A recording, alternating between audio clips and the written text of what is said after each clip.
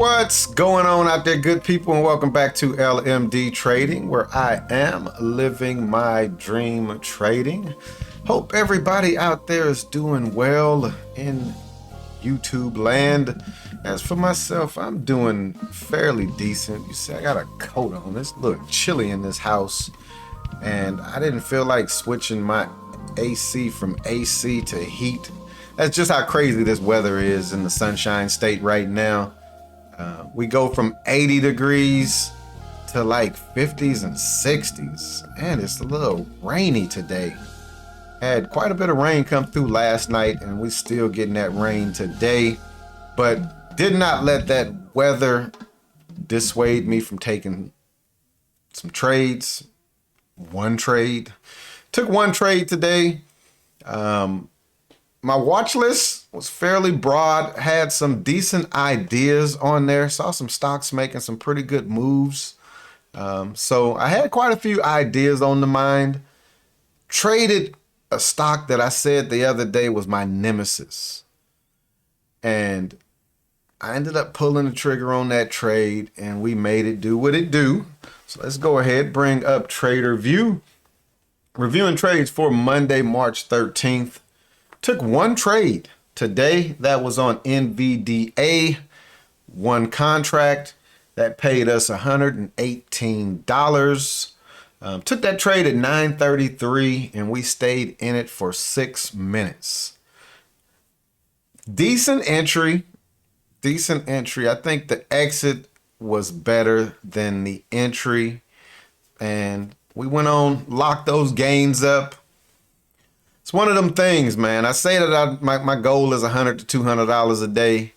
When I take a trade off the open and it's a banger, that was a 4R trade. I was risking like 25 bucks on that trade. 4R. Didn't really see anything else that was piquing my interest. So I was like, I'm going to go ahead and lock this day up.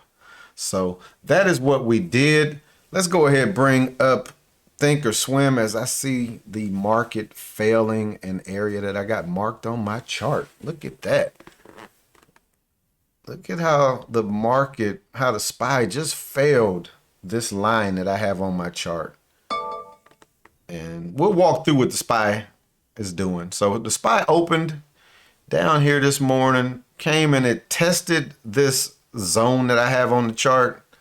Tested it a couple of times to get back in it, and it could not. This would have been an excellent trade. Getting in right there, put the stop down below these candles. That's the picture of money right there. That's going from basically 381 up to 384. That's a $3 move. Get you a contract that's got a delta of 0.25. That's $75 in that move right there. So SPY came up, tested previous low of day, busted right through it, got in this little intermediate zone. This might have been the zone that I was trading last Friday, if you remember. Kind of chopped around in there, got out of it, back in, and then it finally broke out, and now it's trading in this bigger zone. And you see I got this price level line here inside of the zone. Look at how you see these wicks. You see open bodies. You see another wick. You see some more wicks coming through there. And now look at what it's doing.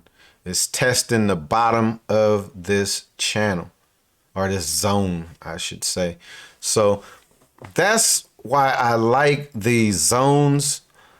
I don't have any channels drawn on the SPY because I didn't really plan on trading the SPY today. Didn't see anything that piqued my interest.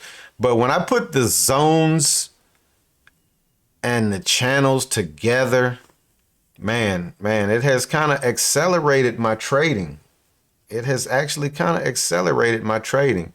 And look at what the SPY is doing. This could be a good trade right here. If the SPY can break the lows of this area right here, this could flush all the way back down to VWAP. This could be a good trade. But let's go ahead. Let's take a look at NVDA real quick. We'll pop back in on the SPY when we get done with this recap. Man, NVDA is at a good spot as well. Man, look at all of these stocks.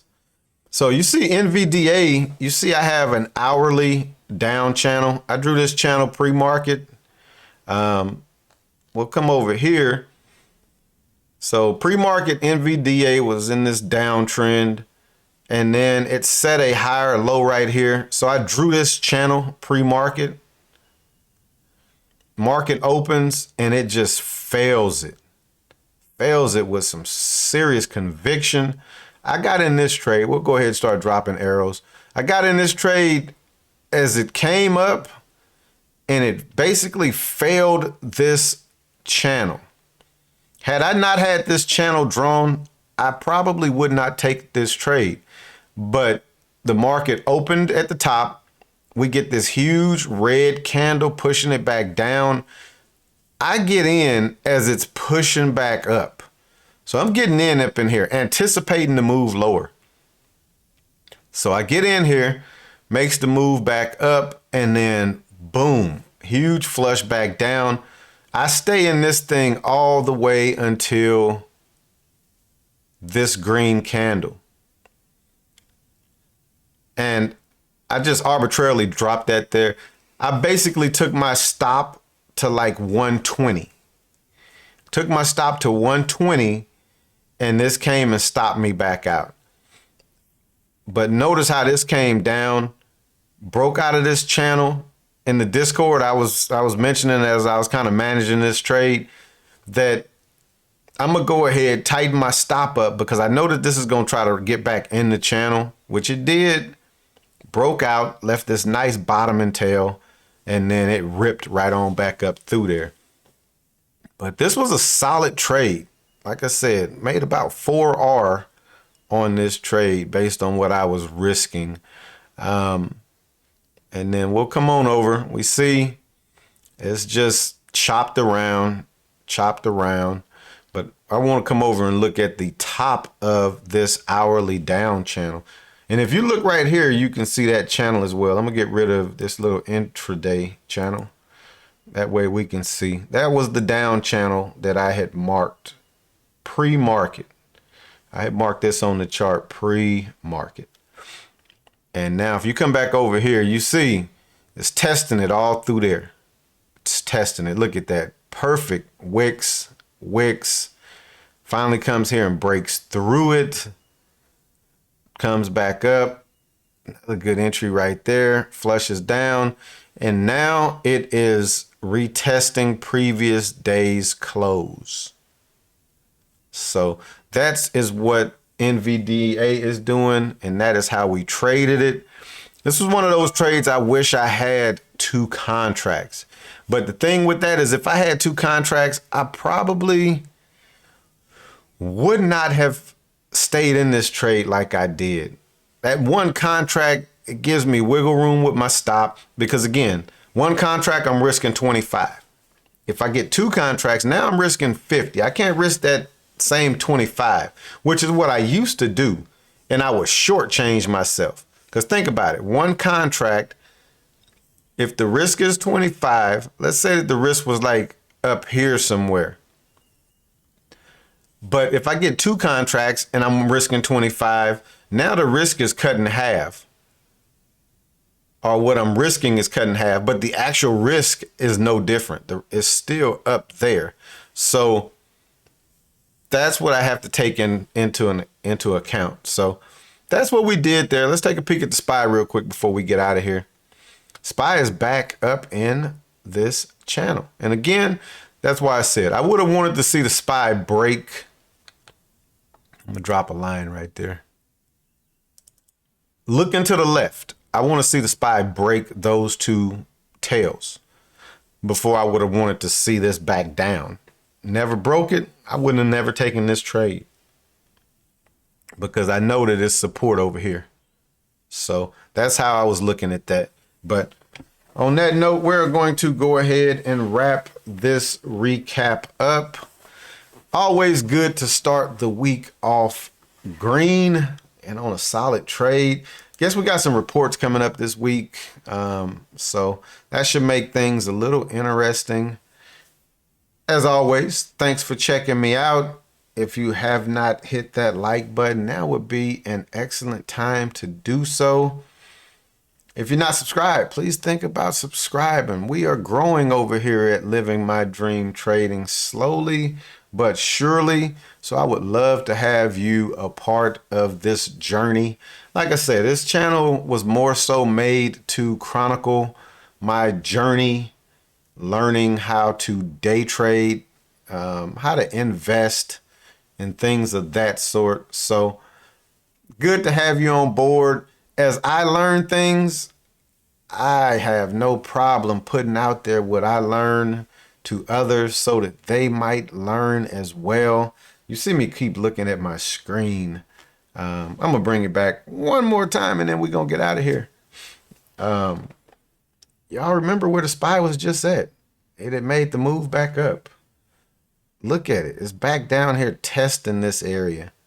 I just want to see. I'm going to watch this candle close out. I want to watch this one close. If y'all want to hang out, trying to see if this is going to make this push down. The SPY is just, the buyers are stepping up every time it gets to this area though. Buyers are stepping up. I wanted to see if the sellers are going to break this line that I just dropped, because if they break it, I think we're going to see a significant move lower. And I'm going to do this so we can look at the volume in those candles. So the volume is still fairly low in this candle. I want to see that volume get up over that candle.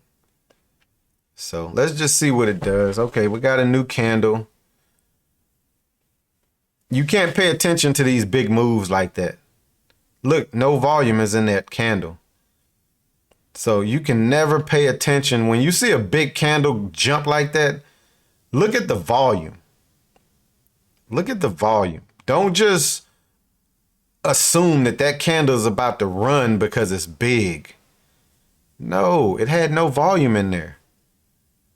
So you want to see that, you want to see, boom, that's what I'm talking about. That's what I'm talking. Oh, yes, yes, yes, yes, yes, yes. Man, that would have been a perfect trade, y'all. That would have been an excellent trade. And look now at the volume. That's what you want to see. That's dedication on the seller's part. That is dedication on the seller's part right there. Again, pay this candle right here no mind. There's no volume in there. There's no volume. You want to see if the sellers are going to step back in there, or you could see this candle get a lot bigger like that and have a lot of volume with buyers in it. But boom, there go the sellers. The volume is going to start stepping up now because sellers are getting into the candle. That's what you wanted to see. But that's why I wanted to bring this back up real quick. I was glancing over. I got 3 monitors. So I was glancing over at another monitor, looking at this kind of play out. Buyers are trying to step back in though. Look at the volume. And that's why you got to treat each candle as its own entity. But yeah, that was a nice push right there. Again, buyers are just trying to stay strong. Decent, but this is like an indecision candle. This one here was a little indecision as well, because you see that little tiny tail on there. But I kind of figured that was going to break this area with a little strength. Thought it would have kept going down a little bit more, though. Let's take a peek over here to the left again.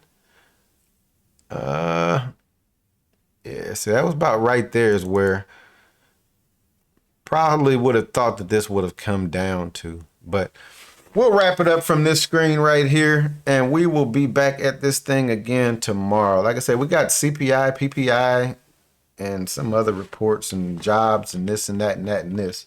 But on that note, I'm going to wrap this video up, and we'll be back at it again tomorrow. Peace.